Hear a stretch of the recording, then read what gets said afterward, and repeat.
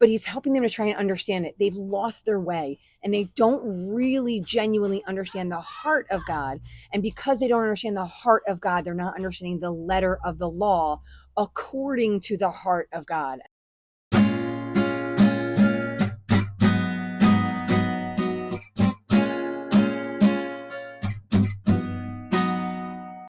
Hey everyone, welcome to Bible 365. I'm your host, Kathy Carter. I am bringing you the Bible in 365 days. I am using the 1-year chronological Bible reading plan, which is available online at oneyearbibleonline.com. I'm sharing my thoughts, sharing some testimonies, sharing what I think it means, why it matters, those who follow Jesus, what impact this makes, how we change our lives, et cetera, et cetera, et cetera. Okay, so today is day 292, and it is October 18th. So our reading today is John 10, 1 through 42, and Luke 13, 22 through 14, 24. So as I say every single time I record, if you have never been with me before, I want you to stay right here because I'm going to do a brief history. If you have been here before, it is time to fast forward about probably 2.5 minutes. I always say 2, but it's literally probably 2.5 to 3 minutes. So if you have never been here, it's really important to go back before we go forward because Jesus is amazing and he is the Messiah and he's the one that came to save and he's the one that brought us into the fold. However, without all of that background stuff, it is really hard to understand the depth of who he is. So if you have been here and you enjoy what you hear today, or it sparks some interest in you, I would love if you went back to day 1 and just took your time and read from the beginning of the Bible all the way through into where we are now, obviously all the way through the end. Okay. God was a being that is a supernatural being. He is bigger than all of the rest of us. He has been here before time exists. He was here. He will be here until after time is over. And he has created the entire world, the universe, every moon, every sun, every planet, every plant, every leaf, everything. He has created all of it. He has created us, the humans, in his image, and he breathed life into us, and he created us to be in community with him. I feel like I always do the same things with my hands because like we're supposed to be like this. Like we're supposed to be in community with him, communing with him all of the time because we are his creation. He loves us and he wants us to love him. In the beginning, he also created a tree that had this fruit that had the knowledge of good and evil. And when he created us, he said, the only thing that you can't do is eat from the tree of the knowledge of good and evil. And there was another being that came in and that tempted the humans at the time to eat from this tree. And they turned away from God and his commands and ate from the tree. From that moment, there was a breaking between our relationship between us and the Lord, and there was a breaking of the earth. So now this earth is no longer the perfect place that it was. And he had warned them this was going to happen. He didn't just do it because he's a jerk. He warned them that this was going to be the consequence of disobeying his rules. And ever since that time, because he is loving, because he is sacrificial, he has, instead of destroying us completely, which he would have been completely justified in doing, he has sent people to continue to draw the human race back to him. So to be back in relationship with him, an imperfect relationship to be sure, because we are still fallen beings, but still in relationship with him until a time where he chooses to redo some certain things. And then we will be back into a perfect relationship with him. But for now, we're just turning ourselves back to the Lord through the things that he's given us. One of the things that he has given us, the final thing essentially, is Jesus. Jesus is the Messiah, the one that's going to save us all. And he is also the Son of God. So God sent himself into a human woman. She birthed him through the normal way that you give birth. And then he grew up and he lived as a human, and then he began his ministry after he got baptized. After his ministry, he started healing people. He started healing the blind, making the deaf hear, making the mute speak. He was performing all of these signs that were promised long before in the Old Testament, which is why I said it's important to read it. And then he started resurrecting people, bringing them back to life. And all the while he was doing this, he was also teaching them what it means to follow the Lord, right? So he was giving them these signs and wonders. And when they were in awe and excited, then he would give them the teaching of what it means to follow the person who was doing these signs and wonders, the son of the person doing the signs and wonders. And now we are like sort of like right in the middle of his teaching. He's going up and down Israel and he's teaching to the Israelites. There have been a few Gentiles that have come in, but for the most part, it is for the Israelites. And then the Israelites are going to go out and then they're going to draw the rest of the world in. It's one of the promises, kind of sort of, that we see today. And I hate going forward. I've gone forward more because now we're going into the scriptures. So if you're back, I've gone forward more in the New Testament than I ever went in the Old Testament. And it's just because there's so much in there that I'm trying to help understand. But I'm trying my best to get back to where I don't go forward, where I just kind of go with what they would have heard and then what that would have meant to them. I'm trying to do that as best as I can. But the Gospels were actually written, these four Gospels that we're in right now, were actually written after Jesus's death, like after his death, after his ascension, or after his death, after his resurrection, and after his ascension, and after the church began. And the point was is to show the rest of the world, or whoever they wrote the letters to, that Jesus was this Messiah, right? So it was like proving to the people, the readers, that this was the Messiah. So it's hard not to go forward, but I'm trying to do my best not to do that too much. So we find ourselves today on October 18th in John 10. And so we have just come from, like, he healed that blind man, like that guy that was blind from birth. And the Pharisees have been fighting with him from the very beginning because he's not going against their truth because they have the word of the law. He's fulfilling it and he's helping them to understand what it means. And he's also helping them to understand that it is not about that written, I hate saying it. I was going to say, it's not about that written word. It's about the compassion that comes from that written word. But it is, the truth is he does consistently point them back to the scriptures, but he's helping them to try and understand it. They've lost their way and they don't really genuinely understand the heart of God. And because they don't understand the heart of God, they're not understanding the letter of the law according to the heart of God. And I'm hoping that makes sense. This is what he's trying to open their eyes and their ears to. Okay. So here we go. He says, very truly, I tell you, Pharisees. So again, these are the leaders, right? Anyone who doesn't enter the sheep pen by the gate, but climbs in some other way, is a thief and a robber. So he's laying out this parable. He always gives them stories because when he comes straight out and he says it, they either want to stone him or they just can't understand. And so he's trying to give them stories. He's trying to layer this information for them to help them understand. And we've already been taught that some of it is to help people understand, and some of it is just to confuse them in sort of ways because they're not really opening their ears to it. So then he tells a story and they're like, what the heck are you talking about? Right? So there are, depending on your ability to hear and to see and your desire to hear and to see is what's going to help you understand some of these stories.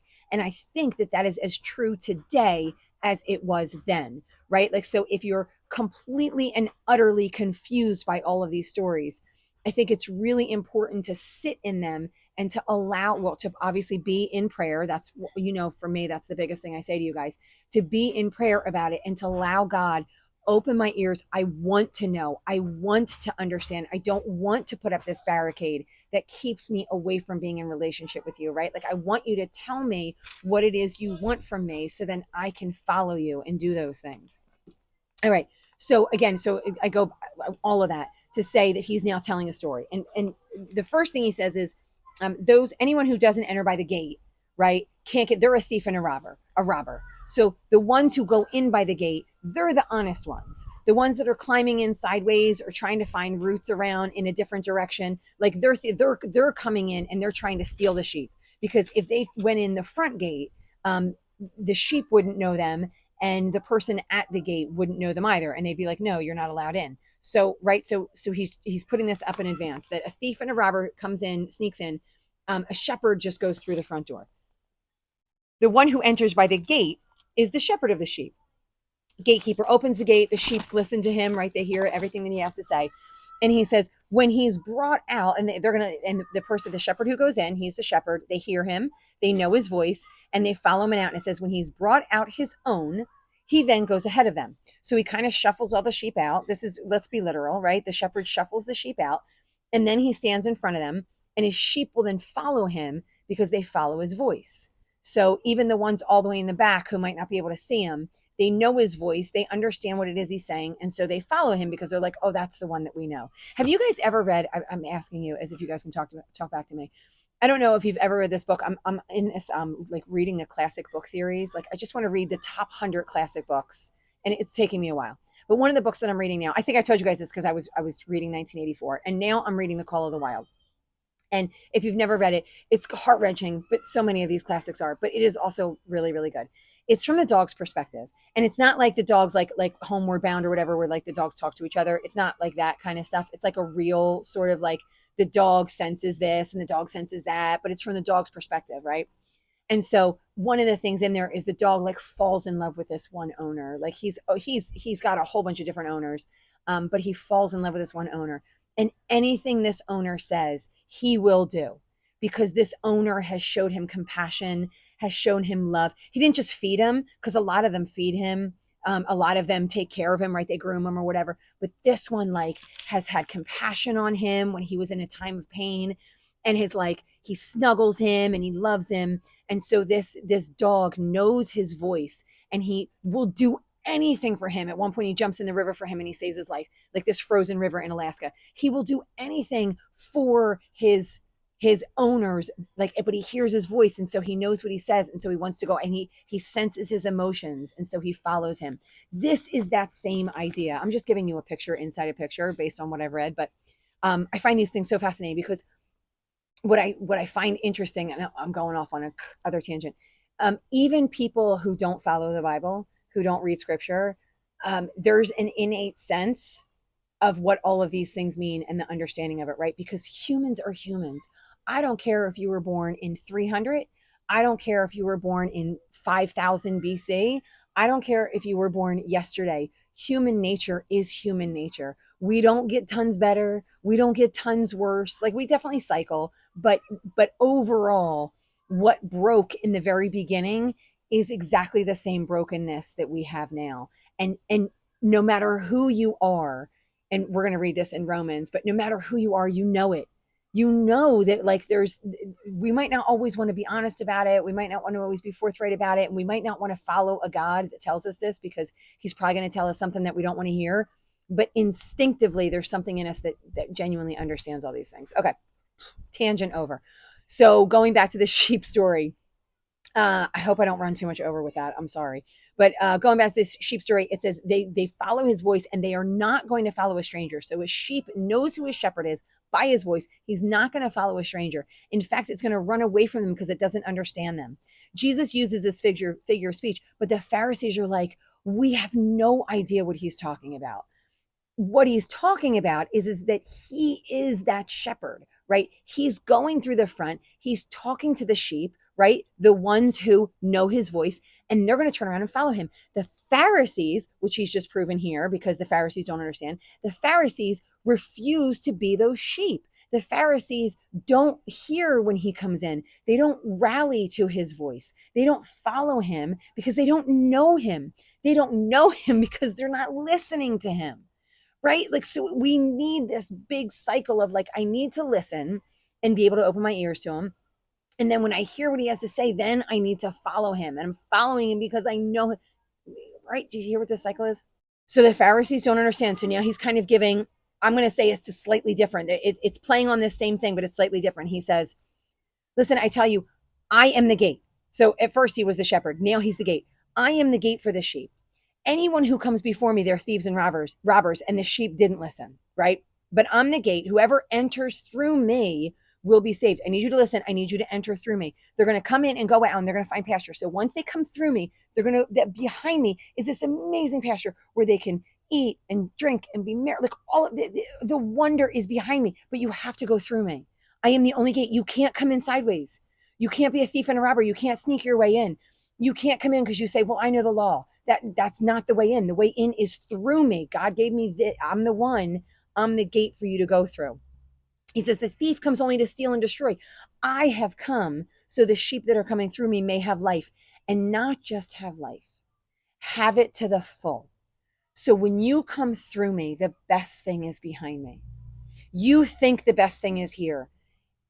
We think the best thing is here. Money, riches, vacation, fame, fortune, family, you name it. We think that it is all YOLO, right? You only live once. Everything is here on the earth. It's yours for the taking. That is not true. This is a stopping place. This is not our home. Our home is where everything is. That's the full. And going through Jesus is going to give you all of that. He says, I'm the good shepherd. Why am I the good shepherd? Because I lay down my life for my sheep. I'm going to give everything for the sheep. Someone who's just coming in, like somebody who's in charge, maybe a Pharisee, when he sees a wolf, he's going to take off because he's not the one who lays down his life. I'm the shepherd. I'm the one who lays down my life for them. I will give anything and everything for them to have it well, for them not to be harmed or to be hurt. And he says, I'm the good shepherd. I know my sheep.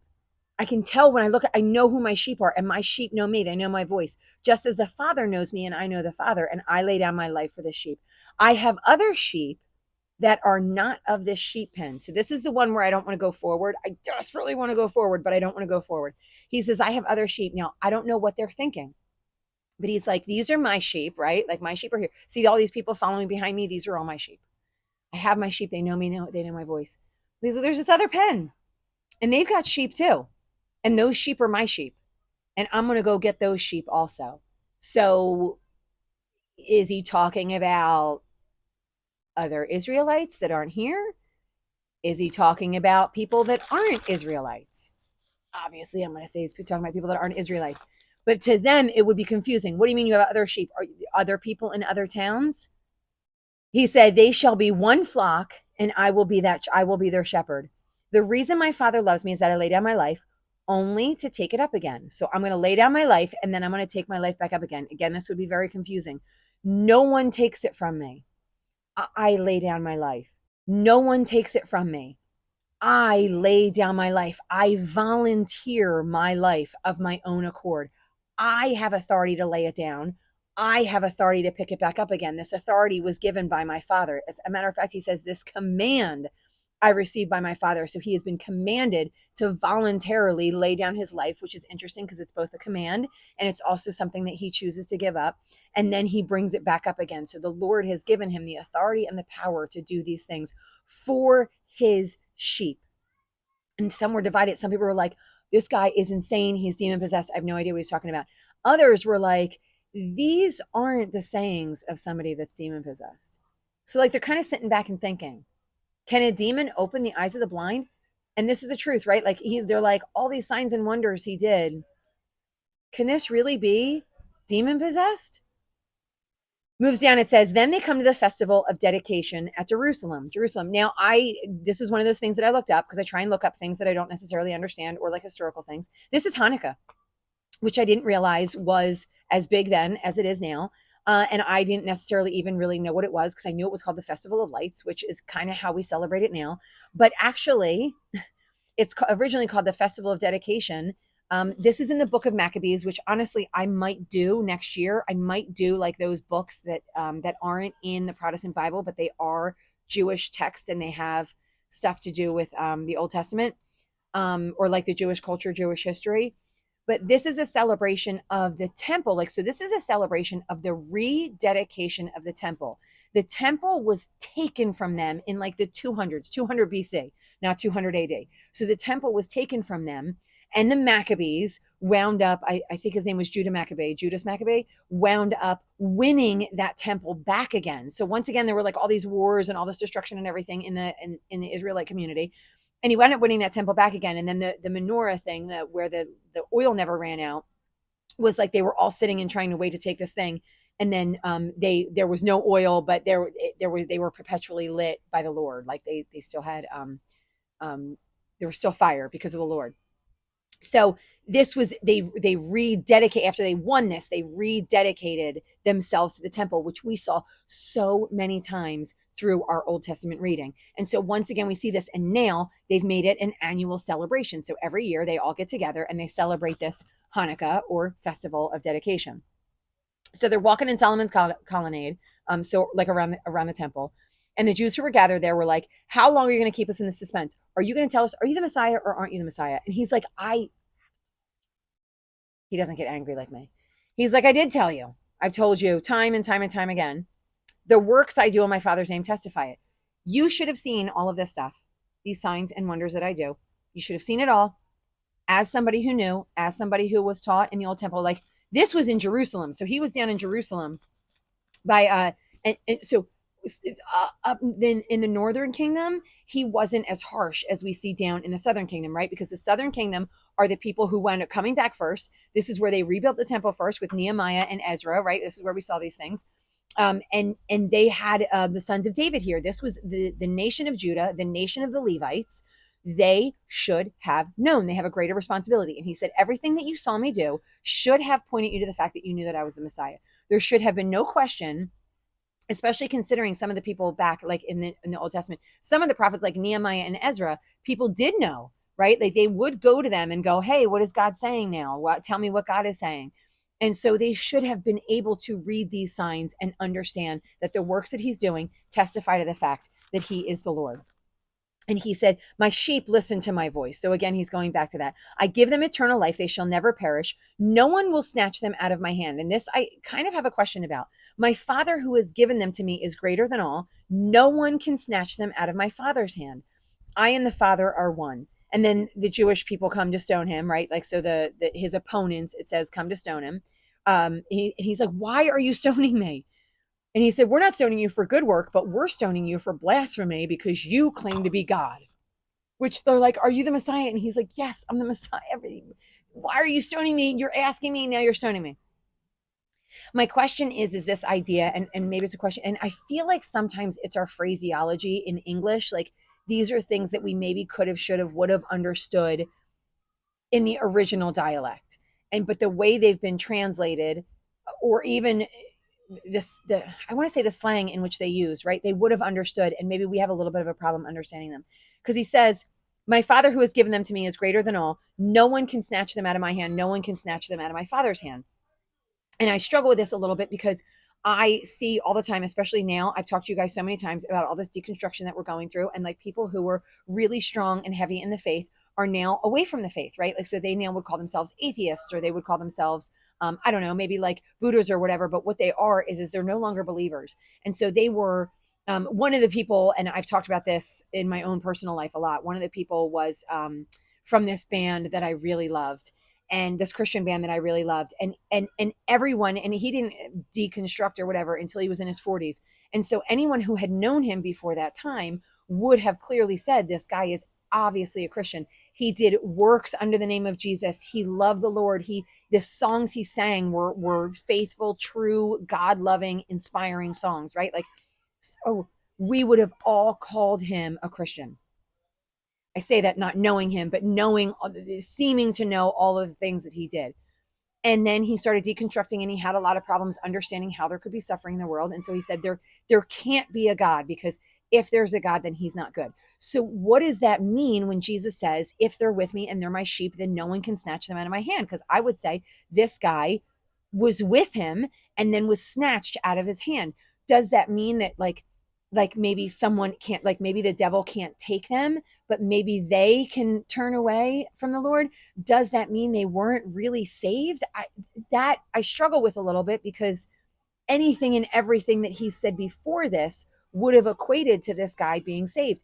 Does that mean saving truly isn't until the end of your life? Like, once you've died and you're either with the Lord or not with the Lord, you're either alive or dead, right? Like, and I'm putting this out there because some of these things lead to a little bit of confusion. And that's it. Like, some of these things lead to confusion. And the truth of the matter is I'm not 100% sure what it means. And so I kind of leave it on the floor a little bit. To me, I actually think it's the one where we can turn away from the faith.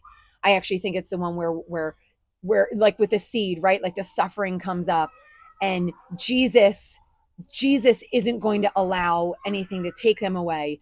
But when they choose to turn and walk away and no longer follow him, I believe he's going to let that go, because I think that is actually something that's a little bit different than someone coming in and pulling them away. But again, that's my personal thoughts. And as always, I would love to hear what anyone else has to say about that. All right. I have like 5 minutes where I have to finish up the rest of this, because I want to get done before 30 minutes. And now he moves on, and he's talking about, he says, Jesus answers them, isn't it written in your law that you are gods? And he said, if in Psalm 82, it says like you are gods. And so we all as humans have power over certain things, right? And so he says, then why are you mad? Because I say the Father set apart one of his own and sent him into the world. Why are you mad at me? You're mad at me for something that you guys already claim and have read in your scriptures that you know to be true. But you're mad at me because I say it. And he said, don't believe me unless I do the works of my Father.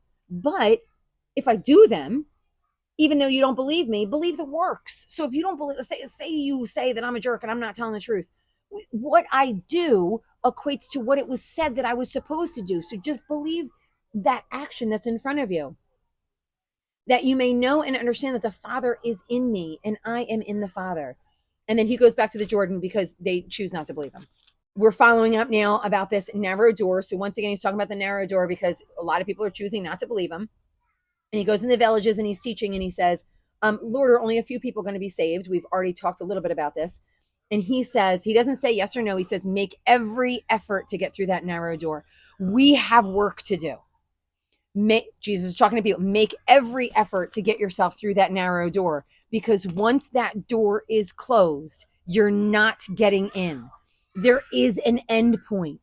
So we can't say, well, it's forever and ever and ever and ever. I don't know what that end point is, by the way. I don't know if death is that end point.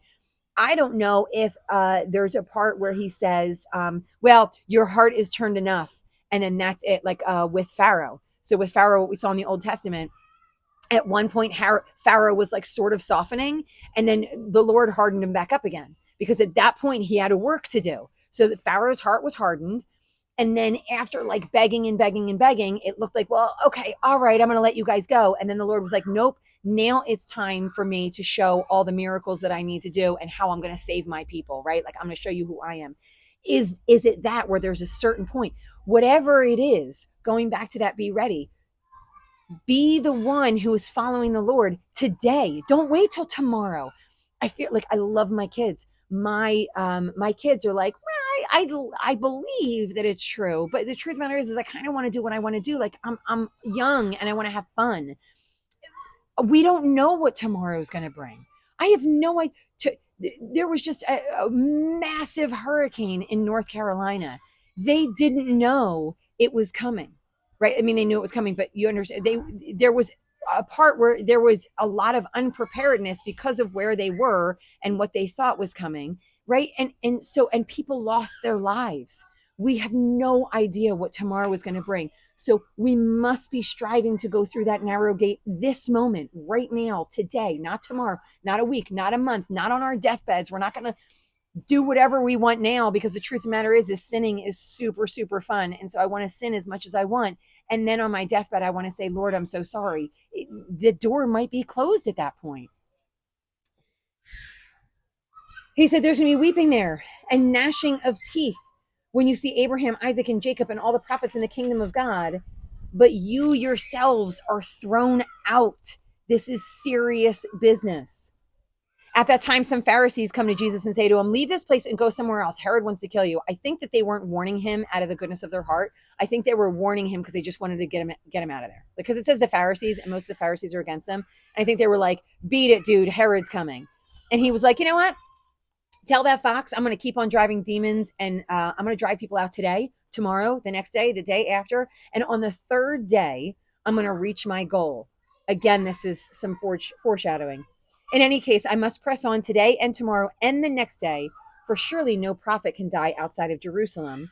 And then he says, I'm not going to see you again, Jerusalem, until you say, blessed is he who comes in the name of the Lord. We're going to see when that comes. So he's going to work his way out of Jerusalem. Jerusalem, again, I tell you, is where like the Levites and the Judites, they all are. And there's a lot of hardness of heart down there because there's a lot of law down there. On the Sabbath, Jesus went to eat in the house of a prominent Pharisee. This is Luke 14. He was being carefully watched, and there in front of him was a man suffering from abnormal swelling of the body. And then he asks, so this is something he's done up and down, right? And so he's probably in a different area. And he's like, can I heal this person on the Sabbath? And nobody says anything because you can't say no. But they're like, well, the law says no. And then he says, if you guys, this is another repeat, like if you guys had like a kid or an animal, wouldn't you pull that animal out and save that animal? You would. And so he heals that person on the Sabbath. And then we get these two teachings. And I want to say 3 teachings. And I want to say these teachings are, he could easily just be like, all right, guys, be humble. All right, guys, be charitable. And then that would be it. Oh, okay, thank you. Be humble, be charitable. I'm going to do that. But he doesn't. He gives them stories because stories are a lot more effective. When he noticed the guests picked places of honor, he says that he tells them this parable. When someone invites you to a wedding feast, don't take the place of honor for the person more distinguished than you that may have been invited. Weddings have a lot of the same things now, right? Like your parents kind of sit at your wedding table, and maybe your maid of honor, and if she's lucky, like her boyfriend gets to sit there, and right, you're like, those kind of things. It's the same thing then. There are best places to sit, and we see this actually back in Genesis. We saw like with Joseph, when Joseph sat his brothers, he sat them by age, so the oldest sat first, and then the young, right? Like, so this is something that even happens now, and it always happened all through time, seating in places of honor. And he says, don't go and take the best seat, right? Like everybody walks in, and you go and you take the best seat, and then somebody better than you comes in, and they move you out of that seat, and you don't get this seat because somebody's sitting in this seat. You don't get this seat. You get like all the way at the kids' table. You got to sit all the way down at that seat because there's no more seats left. Instead, you sit at the kids' table, and you're like, hey, this is fun. I'm going to party with the kids, whatever. And then they see you and they go, oh my gosh, why are you sitting at the kids' table? You belong up here in this highest place, right? But you have chosen the better choice. You have gone, there might be more important people that are coming in to sit up there, and I'm going to leave those seats for them, and I'm just going to sit wherever. Like, it's not, I don't need to be in the best seat in the house. I don't need to be able to see everything. It's fine if I sit back here at the junkier seat. I don't need to talk to the bride's mother. I can just sit back here and kind of chill with the kids, which, by the way, is usually never the best seat. Nobody wants to sit with the kids because they have to help feed the kids, and then they got to dance with the kids. But if you're really choosing to be humble, then you just sit with the kids. And it is what it is, and you don't get mad about sitting with the kids. And then if your host says, no, right? And then you're like, oh, wow, thanks. I was fine sitting with the kids, but I appreciate that you're giving me a better seat, right? This is the idea of humility. And then he follows over with being charitable. And he says, your host, when you give a lunch or dinner, don't invite your friends. Don't invite your friends, your brothers, your sisters, the people who have already invited you to all these other places. Like, again, who cares? You gave to them, they gave to you, then you give back to them, and then they give back to you, and you give back to them. Have you ever done the pay it forward thing? I'm now like running over time, but the pay it forward thing. I've been at Dunkin', and some people have paid it forward. And I think to myself, like, oh, it would be so nice to pay it forward. But then I'm like, they're in line at Dunkin', just like I'm in line at Dunkin'. Do they really need me to pay it forward at Dunkin'? I would rather take that $8 and go maybe buy $8 worth of Dunkin' and then go maybe bring it to the shelter instead, where they might really be hungry. And I know, sorry for anyone who loves to pay it forward. It's a lovely thing. Don't get me wrong. But it's always that thing that I think about, like, why am I paying it forward to them? My sister's giving me $50 for my birthday, and then I give her $50 for her birthday. That doesn't make sense. Give to the people who can't give you anything back. That's charitable. When you invite the people to your table that aren't the people that have better houses than you, when you invite to the table people who don't have more than you and you're trying to get more. I listened to this one thing, and I'm going to put out his name, Joel Osteen. I listened to this Joel Osteen thing, and he was like, always be in a room where like everybody's smarter than you. And I was like, so you can like take all their information. Business wise, that's fine, right? Like, great. But with your faith, he was at a Christian conference. With your faith, be in a room where like you're trying to be with people that are all better than you. Why? Be with people that you can help. Be with people you can be compassionate with. Be in a room with people that you can glorify and honor by lifting them up to come and hang out with you. Why would you try and just be in a room with people that are better than you? And again, I want to say, like, I know according to business, that sounds really smart, but that's not the realm in which we're working in. We're working in Jesus, that he gives to the ones who he sits with the kids. He puts the children on his lap. Moving down into this last section, he says, when one of those at the table heard him say this, they were like, blessed are the ones who eat at the feast in the kingdom of God. And then he replies, by the way, this wasn't necessarily needing a reply, but he's like, it's a little funky. Let me say something about that. He's like, listen, here's this guy. Let me tell you a story. This guy was creating a banquet, and he invited all of these people. And then and it was like a big important banquet, and he was the kind of special guy, and he invited all these people, and one by one these people were like, oh, can't make it. Just got some new ox, I got to hang out with them. Just got married, her and I can't come together, right? Like I got family business I got to attend to. So all his super fancy guests were like, oh, we're not going to make it. And he's mad. And so he's like, he said, the servant came back, reported to his master, and then the owner of the house became angry and ordered his servant. And he said, listen, go out into everywhere and go invite anyone you see in the streets. Go invite the lowest of the low, the people that are on the streets, the people that aren't eating, and they're all invited to my super magic feast where I have so much food and so many things. And then the guy was like, there's still room. Like I invited everybody and everyone came. And then the master says, go to the roads and country lanes and compel them to come. So now go outwards, go even further, and then compel them and tell them to come. I want my house to be full. I tell you, not one of those who were invited are going to taste my banquet. And guess who was mad? The Pharisees, because they were the first ones that were invited. Jesus is like, please, I'm here. I'm talking to you. I'm going to all the synagogues. I'm talking in all the synagogues. I'm inviting you to come. You're saying no, that you're too busy, that you're too important. So guess who's not going to be invited anymore? I'm going to have everybody else come. And then you get to sit outside where there's gnashing of teeth. That's where we're ending today. It's a big finish. I hope you enjoyed the party behind me. My neighbors always have like the best parties. If you have stayed this long, I want you to like, share, and subscribe. Thank you for sticking with me. I hope it's been a blessing. And then I want you to subscribe to the channel. I think I said that already. I want you to keep reading your Bible and then come back tomorrow. See you next time.